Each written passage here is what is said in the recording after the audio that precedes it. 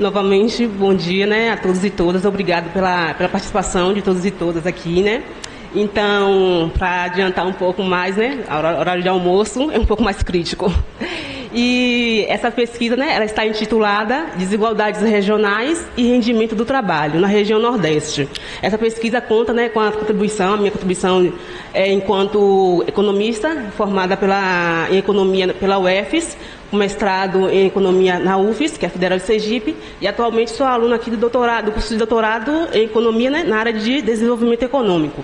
Conto também com a participação, né, de, não digo colegas, mas amigos, né, que a gente sempre bebe um pouco da fonte dos amigos, e eles têm o conhecimento para nos transmitir. Kessia Cristina, doutoranda aqui em Economia, na área de Economia Aplicada, e José Firmino, que concluiu o doutorado recentemente, doutor em Economia. Então, o nosso intuito foi analisar, né, as desigualdades regionais, dado as características, né, que o mercado de trabalho ele discrimina os indivíduos em função também das características, né, que são inatas desses indivíduos. Sexo e raça como uma característica de desigualdades persistentes. Então, nosso objetivo foi analisar os diferenciais de rendimento salariais nesse mercado de trabalho na região Nordeste, né, recortando, né, tendo como recorte temporal o ano de 2012, 16 e 19, tomando como base de dados os microdados da Pesquisa Nacional por Amostra de Domicílios, que é a PNAD contínua, IBGE, utilizando como estratégia empírica principal, que foi a decomposição salarial, que já é uma metodologia trabalhada tanto por mim, também Kessia e Firmino, que tem uma gama de conhecimento nessa área, a decomposição salarial Oaxaca-Blinder, em conjunto com a normalização de 2003. Dentro desse escopo, né, do mercado de trabalho, é preciso também analisar essas relações históricas de gênero e raça na composição do mercado de trabalho, principalmente no mercado de trabalho nacional, dados os fatores constitutivos, né, do nosso mercado e os fatores constitutivos da nossa sociedade, que é composta, né, a gente já sabemos, né, que a composição racial, branco, pretos e pardos, e principalmente a população indígena, que teve forte contribuição no nosso processo formativo nacional.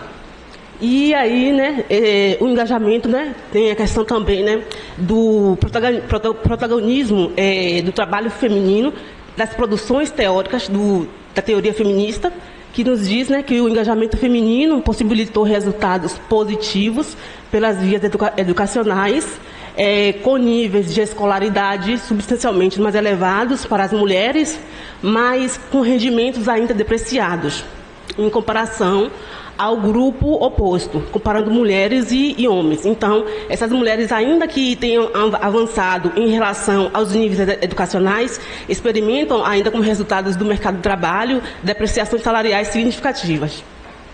No entanto, as mulheres que ainda experimentam esses resultados, se observarmos em alguns outros estudos, essas mulheres que ainda ganham saldos salariais pouco mais à frente do grupo masculino, ainda são as mulheres brancas, mais escolarizadas, e que detêm um forte indicativo, né, da teoria do capital humano, né? Alocação de tempo, experiência do trabalho, alocados, né, para obterem rendimentos salariais mais expressivos, rendimentos salariais e também postos de trabalhos mais valorizados. Então, aqui trago também a contribuição de Danielica Kierkegaard, que ela trata da questão, né, das relações sociais de sexo.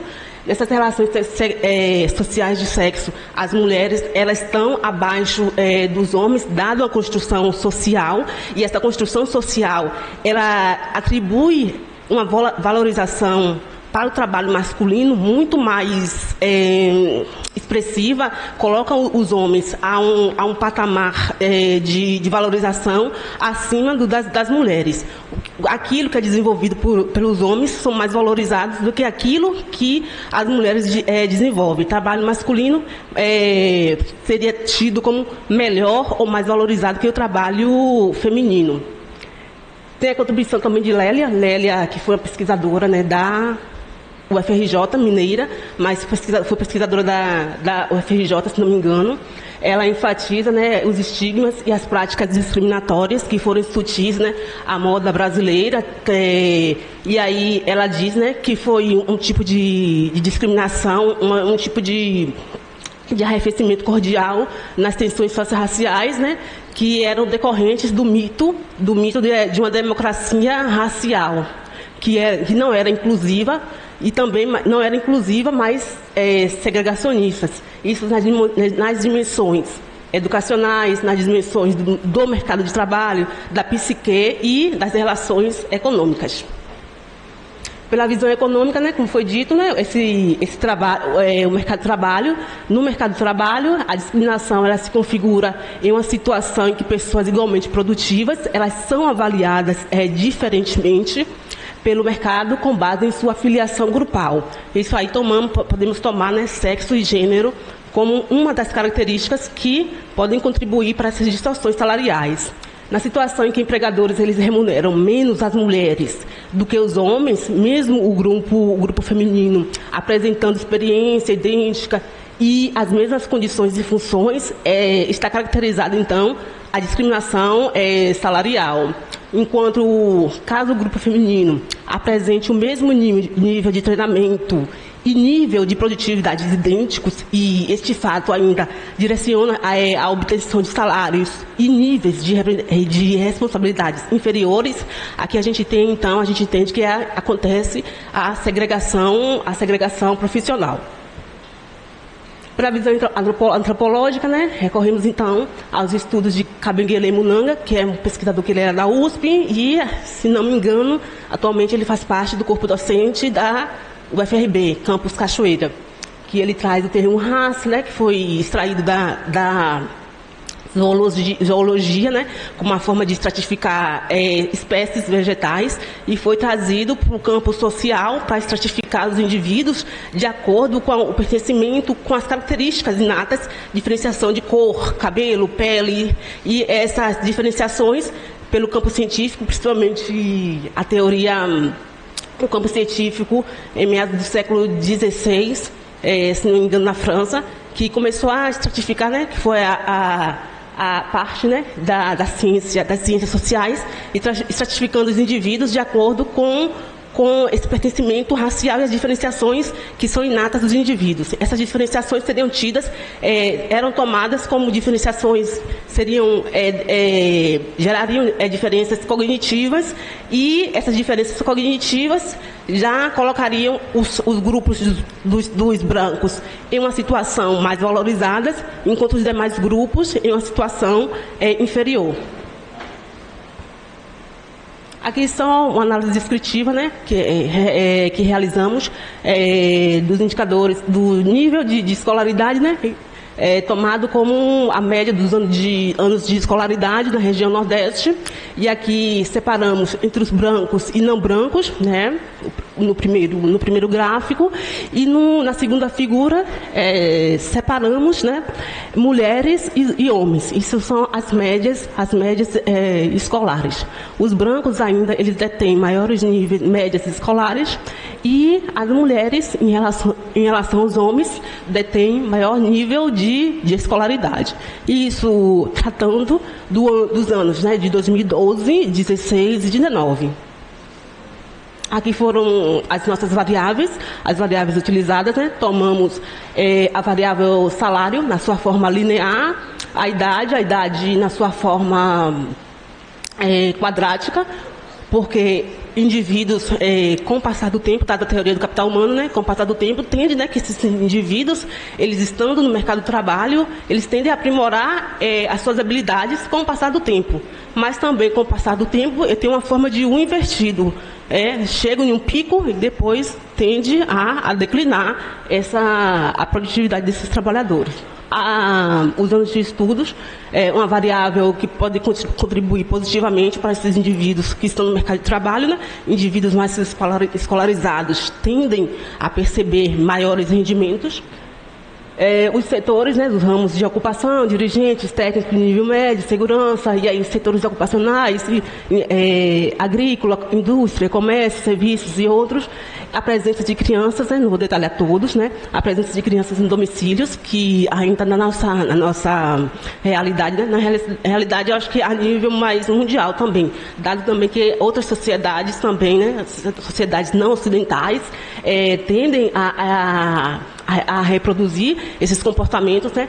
A presença de domicílios nos interiores dos lares, elas são tidas como um fator positivo para os homens. O mercado de trabalho, eles tendem a valorizar a presença de crianças em domicílios, como trata os homens de uma forma muito mais, não digo paternal, mas maternal. Homens que têm filhos, eles vão ser tratados com uma forma diferente, pois entende-se que esses homens, eles tendem a ter a responsabilidade, vai ter um filho para cuidar, e a responsabilidade recai diretamente para eles como um fator positivo, que eles serão provedores financeiros do lar. Mas para as mulheres, essa realidade é uma realidade um pouco mais diferenciada, um pouco crítica.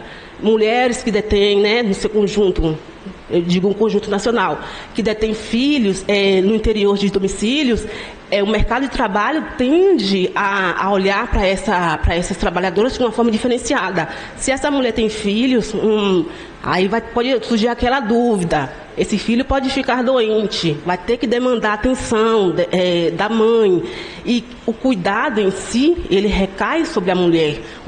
Toda a atenção, tudo aquilo que foi construído em relação à questão de cuidado, de atenção, e todo o aparato familiar, ainda que os homens possam contribuir, mas dada a nossa construção social, é a mulher que tende a ser a primeira a prestar a primeira atenção básica ali para aquela criança. Então o mercado ele tende a diferenciar homens e mulheres com filhos no interior dos lares. Aí foi tomado também a variável cônjuge, quando casado, né? São variáveis, colocamos na sua forma categórica, quando casado ou não. Chefe no domicílio. O chefe no domicílio, ele pode representar um fator positivo para esses indivíduos. E principalmente a questão, né, de cor, que tomamos a variável, colocamos como brancos, na sua fórmula variável dame, se branco, 0 caso contrário, e a variável homem, que foi variável de sexo.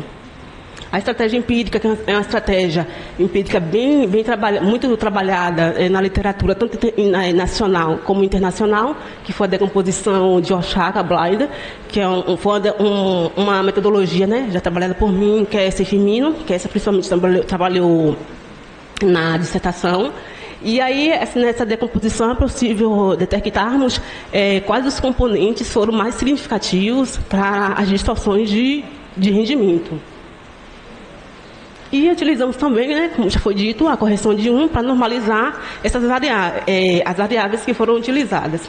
Em outra oportunidade, né, foi comentado, né, que a normalização para alguns pesquisadores, a normalização de ela só viria mesmo a reforçar um pouco mais da metodologia, porque a metodologia de Oshaka, ela consegue decompor as diferenciações salariais e normalizar, não de forma perfeita, não existe o 100%, né, mas normalizar para entender qual variável que não estaria levando em consideração o que era a variável base, a variável de interesse ou não. Poderia ter alguma invariância no modelo. Então, essa correção ela pode, né, ajudar conter essas distorções do próprio modelo de decomposição. E aqui foram alguns dos resultados, né, da decomposição salarial, isso por gênero, na região Nordeste. Na primeira predição temos os homens, né? E aqui nas colunas dispomos dos anos de 2012, 16 e 19, na predição dos homens, né? Sempre, como já referenciado na literatura, as diferenciações dele, os rendimentos desses homens são maiores, a diferença foi positiva, e o que contribuiu para essas distorções, nessa situação aqui da decomposição de gênero no Nordeste, Principalmente o efeito inexplicado teve uma grande participação desses efeitos distorcivos. No caso, passando aqui para a tabela 2, decompondo os resultados entre homens brancos e não brancos, já tomando a questão da cor como um elemento principal, as predições dos brancos, né? Tanto em 2012 como 2016 e 2019, essas predições salariais elas foram maiores para os grupos pertencentes da cor branca. Essas diferenciações, novamente, elas tendem a se inverter um pouco, mas o efeito explicado nessa questão aqui foi foi o fator que mais contribuiu para essas diferenciações. E nesse efeito explicado, a gente pode entender também que as variáveis que induzem, né, a teoria do capital humano, como anos de escolaridade, experiência, fatores que induzam, né, os indivíduos a serem mais produtivos e a oferirem maiores rendimentos, elas também contribuem para essas distorções nessa situação entre os brancos e os não brancos. E no caso, aqui se não me engano, a última tabela, comparamos, né, os homens contra as mulheres não brancas, né? Que aí colocamos as mulheres não brancas como aquelas mulheres que são pertencentes da cor preta e parda, e as indígenas, que foram esses grupos que foram contrapostos com o grupo dos homens. E ainda assim, nesta análise, aqui os rendimentos novamente voltam a ser favoráveis para o grupo masculino, né? E essas distorções aqui nessa situação tem maior participação aqui os efeitos inexplicados, que são inexplicáveis e são oriundos principalmente dos fatores discriminatórios, esses fatores que elencamos, comentados no início. Entre as considerações finais, né, esses exercícios, eles nos apresentam as desvantagens salariais mais expressivas quando restritas por gênero. Um segundo ponto importante, que as mulheres foram penalizadas economicamente, principalmente em função da discriminação. Quando filtramos os resultados por raça, os não brancos obtiveram rendimentos depreciados, principalmente em função das características produtivas, né? Escolaridade, que são os anos de estudos, né? O tempo alocado para a obtenção de maiores rendimentos provenientes daquilo do investimento educacional e principalmente experiência e outras variáveis que induzem que são certificadas pela teoria do capital humano. E ao intercalar gênero e cor, contrapondo homens versus as mulheres não brancas, os resultados eles certificaram também a existência de diferencial econômico entre os grupos, principalmente na macro-região, né, que pesquisamos, né? E esse ato ele foi principalmente decorrente do efeito inexplicado, no caso a discriminação.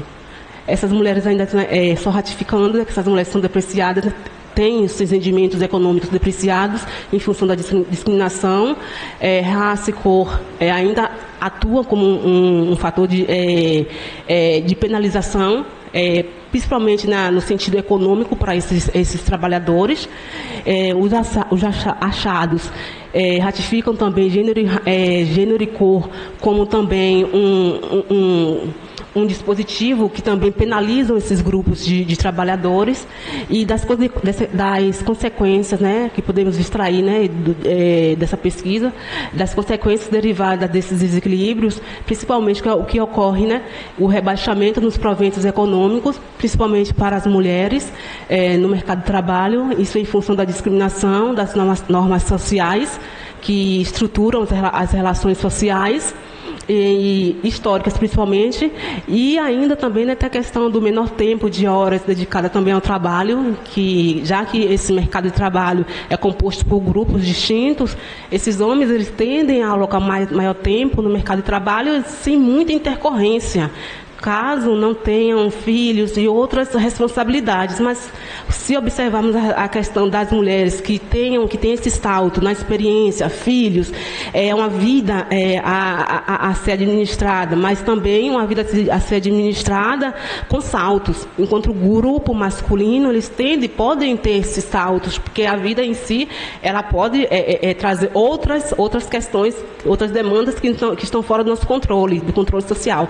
Mas, no caso, observando nessa pesquisa, que as mulheres também elas são penalizadas, dado esse fator de tempo, né, que há um descompasso tanto para elas como para elas em relação aos homens. Isso pode fomentar, né, as lacunas de rendimento, seja intragrupo, dentro do próprio grupo de trabalhadores, ou intergrupos, comparando um grupo racial com outro. E aqui agradecemos pela presença de todos e todas e nos colocamos à disposição para nós.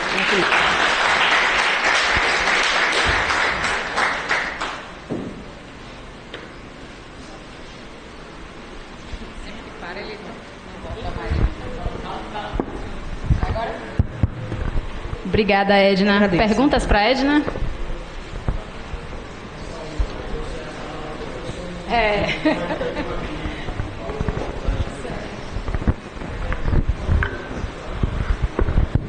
Edna, né, Edna? Oi, Edna, eu sou Humberto. Ô, Edna, é o seguinte, a sua explanação muito bem feita, você trata só de sexo e raça. Tudo bem, a discriminação é visível e notória, dessa simetria, né? Do homem, da mulher, da raça, o branco, o negro, o índio, enfim. Mas teria uma outra assimetria aí, que não sei se vocês já chegaram a pesquisar alguma coisa, que é visível e notória também no nosso mercado de trabalho, que é a idade. Entendeu? Hoje em dia a pessoa pode ser capacitada como for, mas se tem um nível de idade avançado em relação ao mercado de trabalho, ele é discriminado e não tem oportunidade nenhuma. Ele tem que partir para o mercado informal mesmo se ele quiser sobreviver. Entendeu? Então, não sei se você chegou a fazer um estudo sobre isso, se tem alguma informação a nos prestar sobre isso, e como ficaria as políticas públicas em relação a esse tipo também, que eu diria, de assimetria. Entendeu? A questão idade. Obrigada, Humberto, Humberto, obrigada pela colocação. Não observamos, de fato, esse componente de idade, mas em algumas pesquisas, até que já fora também de economia, que o etarismo ainda ele atua como um fator distintivo de participação no mercado de trabalho, como você colocou. Indivíduos com idades mais avançadas, eles tendem a ser mais colocados em segundo plano. Isso pode, em algumas respostas que podem ser acreditadas por essa situação. Pode-se pensar que esses indivíduos, né, não é uma opinião minha, mas pode-se pensar que esses indivíduos podem ser menos produtivos. Isso já é uma visão um pouco distorcida, porque esse indivíduo com idade mais avançada, ele tende a contribuir também para o mercado de trabalho com a experiência adquirida. Então, pode ser um fator, é um fator positivo, principalmente dentro das corporações, né, e seja meio público, meio privado.